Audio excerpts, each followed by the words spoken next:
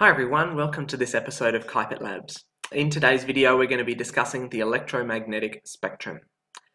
Okay, so what we're going to be looking at in today's video, we're going to start with overviewing or giving an introduction to what we mean by the electromagnetic spectrum, and then going through the different types of radiation that we can see on that spectrum, and we'll think about the uses of each one. So gamma rays, X-rays, ultraviolet or UV, visible light, infrared or IR, and radio waves.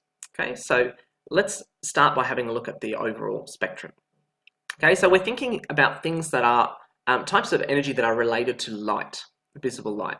So we call these types of energy electromagnetic radiation. So light waves and the types of waves like it consist of electric and magnetic fields that are vibrating that make up that wave as it travels its way through space and time. Okay, but what we see is that that applies for visible light, but it also applies for lots of other types of related waves. And so what we see is they actually make up a related spectrum. They're all like first cousins of each other, that they've got key properties in common, but then certain differences between them that then affect the way that they are used and how they might impact us and our society. Okay, so we can see that it's a spectrum going all the way from gamma rays over on this left-hand side of the image, all the way to radio waves on the right-hand side of the image, and visible light making up only this tiny little band in the middle. We can see that as we progress from gamma rays all the way to the other end, that the wavelength increases. So visualizing, we've got very narrow gaps over here to very wide gaps between waves over here, but that energy increases in the opposite direction. So radio waves being the lowest, increasing all the way up to gamma rays being the highest. That has a significant bearing on how dangerous they can be for us. Okay, but so the idea is that what we're going to do is we're going to keep coming back to this image and just pick out these particular bands in turn and kind of give you a bit more information about each one. Okay, so the first one we're going to focus on is gamma rays. Okay, so this kind of section over on the left. Okay, so gamma rays are, they're highly energetic, highly dangerous. They're the kind that we pick up in cosmic radiation that help us to learn one type that helps us to learn lots about very distant stars because they're so high energy and so they travel a very long way through space. They are very dangerous to living cells, so that can be toxic as far as if we're dealing with nuclear radiation, like in Chernobyl or around a nuclear reactor or nuclear waste, but can also be highly useful for treating cancerous cells. So selectively killing off the cells that we don't want that are cancerous and then leaving healthy cells behind. That's the idea. So we use radioactive substances like cobalt to be able to that give off gamma radiation that we can use to treat cancer. Okay. Now we're going to focus on X-rays. Okay, so moving our way from left to right. So X-rays, if you've ever been to hospital, if you've ever broken a bone, you've ever known anyone who's broken a bone, surely you have. X-rays are most useful for medical imaging. So what they do is that they're able to pass through living tissue, except not bone. And so the idea is that when we get X-rays that are produced on one side, they are aimed at the part of your body that the doctors are trying to image, and then they're actually then detected on the opposite side. The X-rays that pass through come up as the black spots or black kind of areas, and then the white areas are all the bones that are stopping those X-rays from penetrating, so that the doctors can actually examine, what's the nature of how your bones are going if they suspect that they might be broken.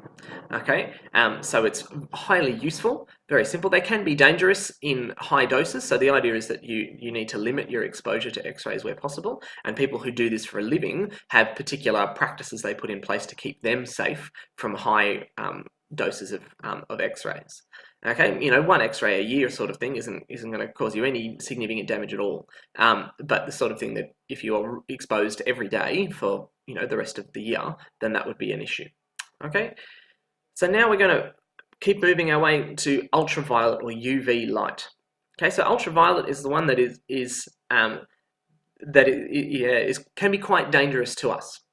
thinking about skin cancer, especially here in Australia, the risk of the damage that ultraviolet light can cause to our skin and therefore causing cancer to grow is really significant. It's one reason why teachers tend to hassle you to put a hat on. Okay, but it also has other uses or other applications. Okay, so one which is to me really stupid, but people do it. I believe that the law is changing to outlaw that, but the idea of tanning beds to actually induce tanning, again, I think it's stupid because tanning is actually your body's way of trying to protect you from damage that's already happened. So trying to encourage that's not a good idea, but that is one way that ultraviolet is used.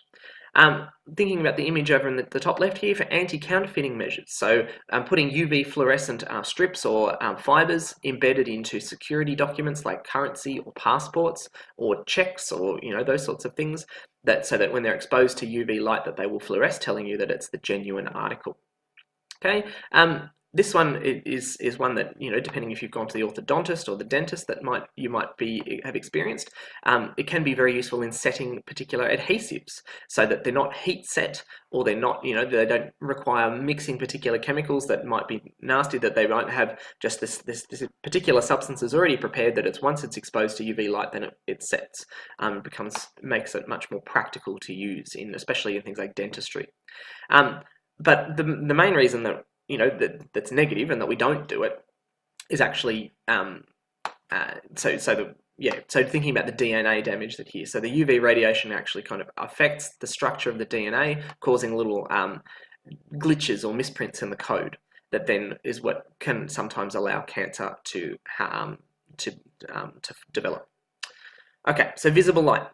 The one that we see, the one that's all around us, that you probably, it almost goes without saying as to what it's useful for, but we'll just go through a couple of quick things. So using your light globes, old-fashioned incandescent ones, fluorescent ones, doesn't matter. Okay, lasers, like in a laser pointer, or in more high-powered lasers we use for cutting or etching, like in the laser cutter that we have here at school. Telescopes. So that we can take that visible light from distant objects like the moon or planets or stars and be able to find out more about them.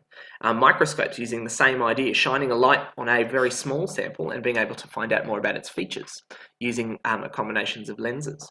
And then also things like CDs and DVDs use visible light technology, particular colours of lasers, to actually detect the information that's stored on that disc. Okay, so infrared.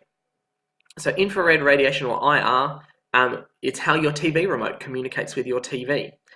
You can't see it visibly, your mobile phone camera can. So one thing you could do, you can turn your camera on and then have your TV remote and point it into the camera, and you can actually see the light blinking. It's also useful in instant read thermometers. So you can read the temperature of an object from some distance away because it's detecting the infrared radiation, which is given off by objects that are at a higher temperature. It's useful in thermal and night vision. So thermal vision, Mythbusters have done things like this sort of thing before, your thermal imaging camera, and then night vision, where actually they're detecting the heat given off by a person, as they're running, so that the idea being that even though there's no visible light around, that they can still be detected, and if it's a suspect the police are pursuing, they can be caught, or in this case, thinking about the military. Okay, and then we come to radio waves, which we kind of, it would probably be better to split into two. We're thinking about microwaves at this end and then radio waves at that end, but they have kind of some overlapping sort of properties and uses. So, and based on this diagram, we'll keep them together for now. Okay, so these are probably one of the most useful things for society in terms of the way that technology has developed over the last couple of decades. Okay, so thinking about radio. So FM and AM radio transmitted by radio waves. Thinking about mobile phones, so actually communicating with cell towers to make calls and to ping where you are and send you texts and things like that. Wi-Fi is something that is based around radio wave frequencies and radio signals that are able to communicate from your device to little receiver points that you might have nearby in your home or in the classroom.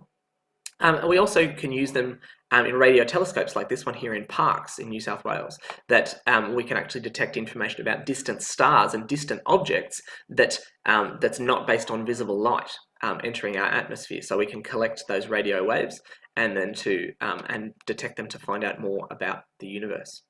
Okay, so we've talked a little bit about what the electromagnetic spectrum is, this series of related types of energy that are all based around electric and magnetic fields that vibrate to make the wave. And then we've looked at the 6 types of radiation that we can see in that spectrum. So gamma rays, X-rays, ultraviolet or UV, visible light, infrared or IR, and radio waves. Thanks very much for watching. Bye for now.